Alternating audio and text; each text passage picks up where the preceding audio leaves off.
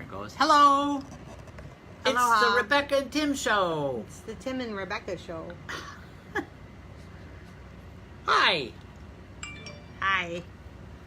I'm turning off the air. Tim is turning off the air. We're gonna swelter here while we talk to you. We have nothing in particular to talk to you about. Hi! How many of you got the presidential alert today? Because we need an extra alert. Anybody know about this? Why Mr. Trump... Hey, Dan. Hey, Dan Davis, what's up? Not sure why the president is sending out presidential alerts, especially on the emergency broadcast thing on the phones. He demanded it. He demanded it. So, after seeing Fahrenheit 11.9 and everything that I know about what's going on in the world, I'm a little concerned about where things are headed. How about you? Oh, yeah.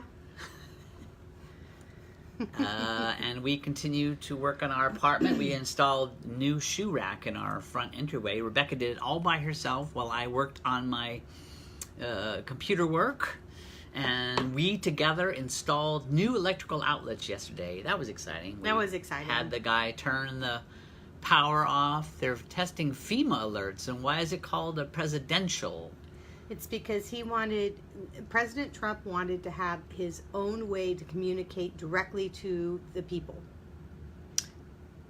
Track phone did not register the message. Phones went off all around the public library, but I'm sticking with track phone. Yeah, good for you. I didn't get it either. Rebecca got it, and I did not get it. And there was two. Dan, could you post a link to what a track phone is? I actually don't know what it is. Oh, track phone is just pay-as-you-go. Oh, pay-as-you-go phone. Kind of Oh, thing. yeah. Anyways, so... Do you mind if I read the lyrics to a song for our reading, listening audience? Sure. Were we going to show them what we did? Oh, yeah. Well, sure. So, you show. Here. You did all the handiwork. So, as we told folks before, we're in the middle of trying to fix things, and I know you guys probably saw this in the past. You could see we had alcohol over here and all that. Well, we've put up these little systems, and then might not be able to hear you from behind the cameras. Here is the new IKEA piece. See if you can see it. And this is kind of cool because you can put shoes and stuff in it. So, there you go. Go like that. So yeah, that's what we did. It was kind of exciting. Okay, so Tim wants to read everybody lyrics to a song. Oh, but wait. So, and when we did the outlets, because Rebecca's dad's an electrician, so we got a phone call from a 201 area code. New Jersey! Spam! Yeah! And so one of the outlets we installed has USB in it. Pretty cool. We were happy about that. So we don't have to put a plug inside the plug in order to charge our phones. Unfortunately, a USB outlet is $25. Oh. But, we're trying to upgrade our lives a little bit. It's a little stressful, though, because we're looking at real estate in Utah, and we're trying to upgrade the apartment, and it's like we really want to plan it well, but in order to do that, it would take a lot of time, and we feel like we want to get stuff done soon, and so we're making probably hasty decisions, like the shoe rack. It's probably in the wrong spot. It's probably too close to the front door, but it's beautiful and look good, and we're doing the best we can, basically. We're looking at cabinets, and we're looking at stuff for the bathroom and kitchen and all that stuff. Who cares? So this a song, I don't know how many of you are familiar with it. It's called My Name is Lisa Calvillage. And I just found out it was written by Pete Seeger, because I've always heard it from Sarah Thompson, who's a great folk singer. But it was also sung by Gwen Stefani, or some other pop singer. No, I'm sorry, I should not say that. It was somebody much more, anyway, somebody else. But a lot of people have covered it. And it's often sung at protests. So the reference in the lyrics here to a particular date, I think it changes depending on when you're singing it. It's really about the day that you're protesting. And I just think it's kind of relevant after seeing the Michael Moore movie and what's going on with presidential alerts and such. So for those of you who have already heard it, I apologize, but here it goes. Oh, and it's from the perspective of a woman. A mother, actually, I should say. I think that's all. The rest, it's self-explanatory. My name is Lisa Kavlich. I was born in Nuremberg. And when the trials were held there 19 years ago, it seemed to me ridiculous to hold a nation all to blame for the horrors that the world did undergo. A short while later, when I applied to be a GI bride, an American consular official questioned me. He refused my exit permit, said my answers did not show I'd learned my lesson about responsibility. Thus, suddenly, I was forced to start thinking on this theme, and when later I was permitted to immigrate, I must have been asked 100 times where I was and what I did in those years when Hitler ruled our state. I said I was a child, at most a teenager. But that only extended the questioning. They'd ask, where were my parents, my father, my mother? And to this I could answer, not a thing. The seed planted there at Nuremberg in 1947 started to sprout and to grow. Gradually I understood what that verdict meant to me. When there are crimes that I can see and I can know. And now I also know what it is to be charged with mass guilt. Once in a lifetime is enough for me. No, I could not take it for a second time. That is why I am here today. The events of May 25th, the day of our protest, put a small balance weight on the other side. Hopefully, someday my contribution to peace will help just a bit to turn the tide, and perhaps I can tell my children, and later on their children, that at least in the future they need not be silent when they are asked, where was your mother when? It's beautiful. Food for thought. Food for thought. We're looking at other countries. We're talking about it. Any of you, or are you guys all good and not worried about it? I keep thinking about Plato. And Plato wrote it for Socrates, right? In Socrates' voice. He gave Socrates a voice on paper, that is. And when Socrates was accused of basically badly influencing the youth and hurting Athens as a political and nation state, he was told that he had to die. And he had to commit suicide. He had to take poison and kill himself. And Socrates agreed to this, totally agreed to this, because he said, the city-state raised me. The city-state fed me. The city-state took care of me. And so therefore, even if I disagree with the city-state, I need to do what the city-state said.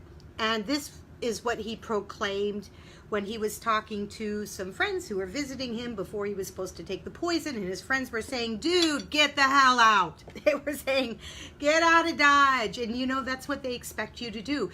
That's why they told you it's suicide, right? You know, you can take off. But to be without a city-state, to be without your state in Athens in Greece at that time, to have that type of exile was almost to be exiled from one's life. It was huge. A huge deal.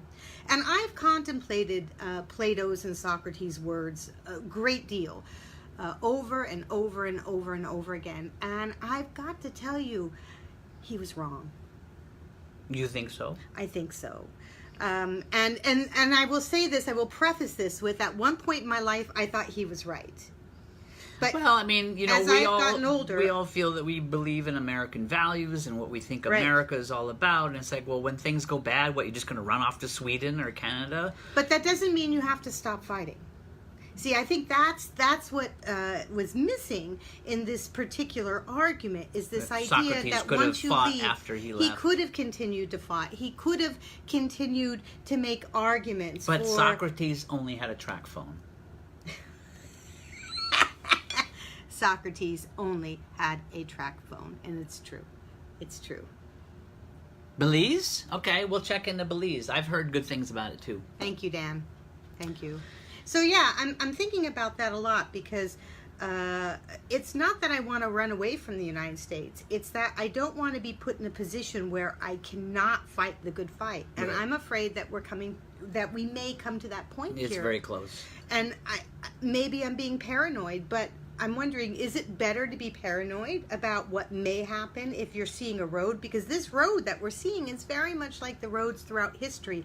Look at history. Look at, I hate to say Germany. We all make the Germany reference. But just look at the events that happened leading up to the catastrophe. Just look at those events. Politically, what happened. Look at politically what happened in Italy. And in other states where we have seen a transition towards a type of fascism. Well, and I know Andrew didn't like some aspects of the Michael Moore movie, but he did make the parallel with Germany too, and noted that people thought Hitler was a fool. They laughed at him. They said there's no way he could get anywhere. And a lot of parallels like that. And a lot of the NYU law professor talked a lot about, or political science professor talked about test balloons. Like you send out a thought that's completely absurd and no one would ever have thought of even saying it 10 years ago. And just say it and see what happens. Like he said, oh, well, what if I ran for president for 4 terms? Of course, I'm just joking, but, what do you think? And he said that like 15 times. And he got enough support from his people that no longer did people say, well, that's a crazy idea. And now he's talking about, they were canceling the 2020 elections. Just cancel them. That's what they were talking about. That was one of his trial thoughts or float balloons. So there's a lot of danger out there, we think. And I think mostly it's just about us being aware. We have to be aware, But I do think, bring it back to Socrates and Plato, I think he was wrong. You can make a difference. And there's been many really wonderful, I want to call them intellectuals, public intellectuals, who have done just that throughout the world. Not just here in the United States, but throughout all different countries. Edward Said, for example, he was exiled for his country for many, many years, but fought and worked very hard living in a free space in order to promote equality in his country. So, it's not like when you leave, you just give up. Well, I made a joke about the track phone, but, it would be harder for Socrates. But now we have mass communication, we have social media, so yeah, you can leave and you still have contact. Socrates would have been tough. It would have been tough, Yeah. Although I'm sure they did back then too. Cell phones? No, they had, there was the beginning of writing, but it started with anonymous pamphlets, right? Being passed out in order to basically promote discourse and discussion. And you can disagree with other people's point of view, but there was different ways in which there was an effort to promote discussion. I think that's vital because we're not really getting discussion in our country. We aren't. I just saw this video today on feminism, which basically says that any woman who's a feminist basically wants to kill men and demasculize them. First of all, that's not what feminism is about. Really? Feminism is about equality. Oh, I know, right? But here's the thing: they had the comment section totally disabled, so you couldn't reply back or get into a conversation. It was a one-way communication. So, even though this video is a one-way communication, we're more than happy to discuss with people. We're happy to invite them on camera. We're happy to discuss people in the comment. Well, we can with some of them if they want to be invited. So, it's scary when I see that. When I see, no conversation. Here's what I'm saying. This is true, and I'm not going to engage with you anymore.